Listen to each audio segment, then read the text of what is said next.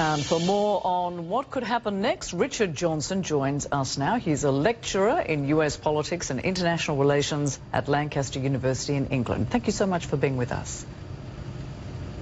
Thank you. So both sides refusing to budge, as we see, with no budget compromise reached so far, and President Trump threatening to declare a national emergency to get military funds to build his wall.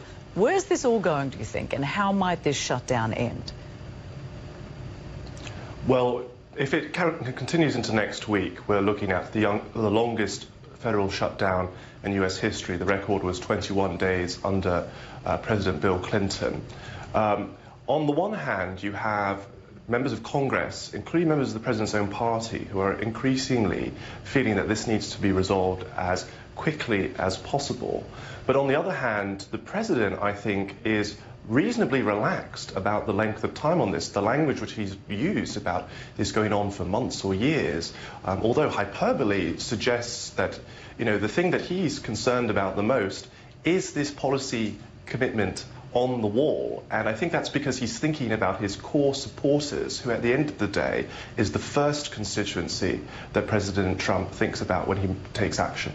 What are the possible political ramifications of doing that? Because he doesn't really, even though he's playing to his base, we're talking about maybe 39%. It's not a great support there. So really, is this something that he could win going forward, pushing this for a very long shutdown? Because he's publicly declared he owns this shutdown. I think that if he could, he probably would carry on and just basically play a game of chicken with the Democrats, where eventually these hundreds of thousands of Americans who are affected by it might push their Democratic representatives to say, look, just give him the money for the wall. We need to be paid, we need services to continue. And I think that's probably what the president is hoping he can do. But on the other hand, there are Republican members of the Senate, Cory Gardner in Colorado, Susan Collins in Maine, and others, Lamar Alexander in Tennessee, who have suggested that they would be willing to provide some funding to keep the government going without a border wall in it. And so if Republicans in the Senate shift on this and are willing to pass the House bill, then I think that could force the president's hand, and he would have to probably agree to compromise. Right. Of course, the irony here is that President Trump says he's doing this to improve security in this country, but the shutdown is now putting airport security at risk, with some TSA workers and air traffic controllers calling out sick. They're having to deal with various things, childcare, and whether they actually put the money, we saw there in the story, whether they actually put the money to gas to get to work. They've got to make all of those sorts of decisions. But overall, this is making an airport a very insecure place, isn't it? Yes, there are many ironies in this shutdown. One of them is that the TSA, although essential staff, these staff are being asked to work without pay, and there's only so long that people can do that. Another irony of the shutdown is that the federal judiciary is being partially affected by this, including immigration courts. So the very courts which are used to evaluate whether or not someone should be deported are running at reduced, or in some cases not running at all.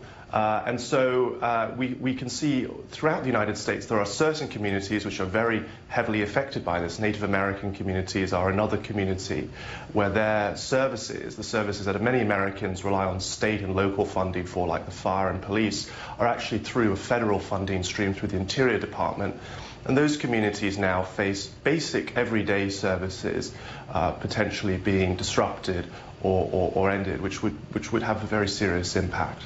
Right, and of course, the longer this shutdown continues, the more risk there is for both President Trump and the Democrats, because people will just be very angry with the consequences. But because President Trump, as we mentioned, has owned this shutdown, there are many risks for him, particularly how does he back out of this without losing face as far as his base goes? Well, the politics of this are very interesting, and they're unlike previous shutdowns.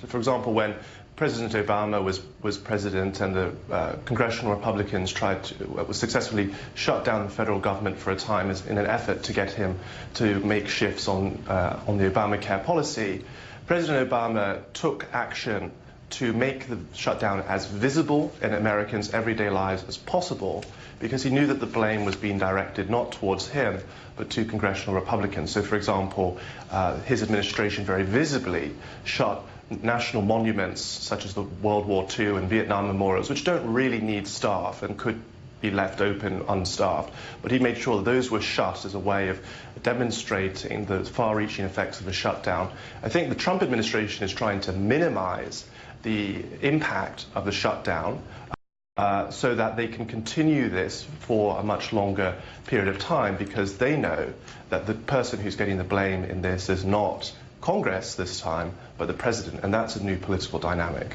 Right, we'll continue to watch this and see what the outcome is. Richard Johnson, thanks so much for your analysis. Appreciate it. Thank you.